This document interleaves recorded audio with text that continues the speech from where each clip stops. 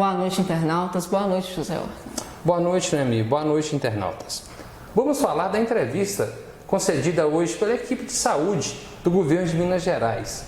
O secretário adjunto, Marcelo Cabral, falou de uma situação que é importante para nós, que é a situação no Vale do Aço, como está o coronavírus no Vale do Aço e quais as medidas que estão sendo tomadas e a forma que o governo de Minas analisa essa situação. Nós temos mantido contato com os prefeitos e os secretários municipais.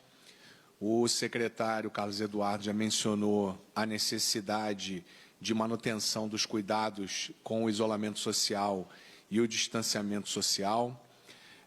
Nós seguimos nos esforços de identificar e habilitar leitos para o enfrentamento da pandemia e, efetivamente, depois desses contatos que se iniciaram há um mês, praticamente, nós já vimos alguns índices que se mantinham em números um pouco mais altos e que recuaram em função dessas conversas. Efetivamente, há a necessidade de cautela e observação desses locais, o que é atingido através desses contatos que nós fazemos com os prefeitos e secretários municipais agora constantemente. E em relação ao Vale do Aço especificamente, a pergunta que você se refere, esses índices já até diminuíram um pouco.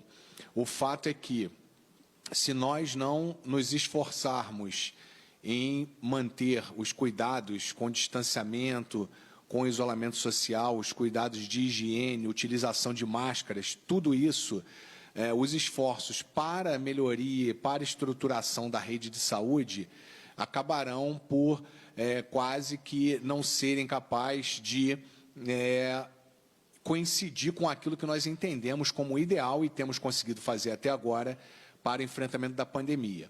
Por ora, nós temos conseguido manter os números com os esforços, com a habilitação de leitos, com tudo que foi feito até agora quanto a este enfrentamento. Então, com relação ao Vale do Aço, a gente teve, então, uma redução, a gente mantém esses contatos com os prefeitos, acreditamos que esses esforços se manterão. É importante destacar também a necessidade de observância do programa Minas Consciente. A retomada das atividades tem que ser gradual e responsável, porque, do contrário, esses objetivos acabam se frustrando, e essas são, então, as medidas que temos nos esforçados e acreditamos que são efetivas para a contenção da dispersão do vírus, dos casos de infecção e, infelizmente, eventualmente, os óbitos que venham a acontecer. Ô Noemi, ainda nessa entrevista, o secretário Carlos Eduardo Amaral reforçou as questões de isolamento e de higiene pessoal que deve ser tomada. Ele observou que muita gente não está seguindo da mesma forma no início da pandemia. Ele reforça e pede que esses hábitos sejam ainda cultivados. E mudando agora o assunto, amigo, você tem notícia a respeito da balança comercial de Caratinga? Sim, o saldo da balança comercial de Caratinga registrou um superávit de 28,88 milhões de reais no acumulado dos 5 primeiros meses de 2020, mesmo em meio à pandemia. O superávit é quando as exportações superam o número de importações. Exportações: 29 milhões em exportações, sendo 19,2% a mais se comparado ao mesmo período de 2019. 0,1 milhão em importações, sendo uma queda de 48,8% se comparada a janeiro a maio de 2019.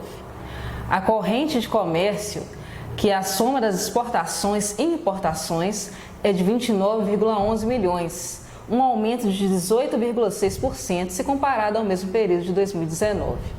O saldo é de 28,88 milhões, superávit de janeiro a maio de 2020. Lembrando, José Horta, que em 2019 Caratinga atingiu a maior taxa de exportação da história, e também ressaltando aqui que o café continua sendo o principal produto exportado, tendo como principal parceiro comercial os Estados Unidos. Sim, o café é um produto forte da região, né? Eu me recordo, tem outros levantamentos que você fez, países como a Alemanha e a Arábia Saudita também compravam esse produto aqui de Caratinga. Exatamente. O Diário de Caratinga fez uma pesquisa com laboratórios da cidade para saber quais deles estão realizando os testes sorológicos chamados IgG e IgM para a Covid-19.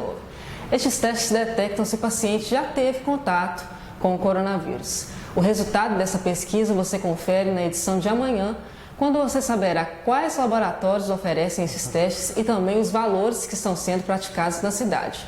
Confira na edição desta terça-feira. Confira o boletim epidemiológico emitido na tarde desta segunda-feira, 15 de junho.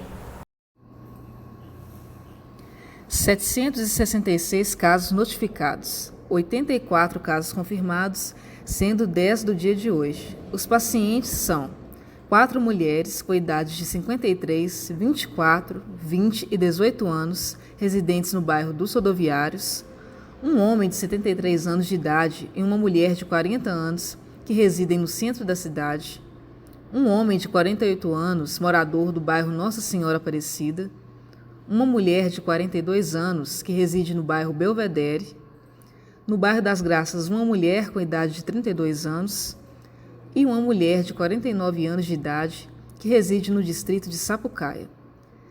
34 pacientes curados, 596 casos descartados, 86 casos em investigação, 13 pacientes internados, 4 óbitos confirmados e 5 óbitos descartados. Uma boa noite aos nossos internautas e até as próximas notícias. Boa noite, até as próximas notícias.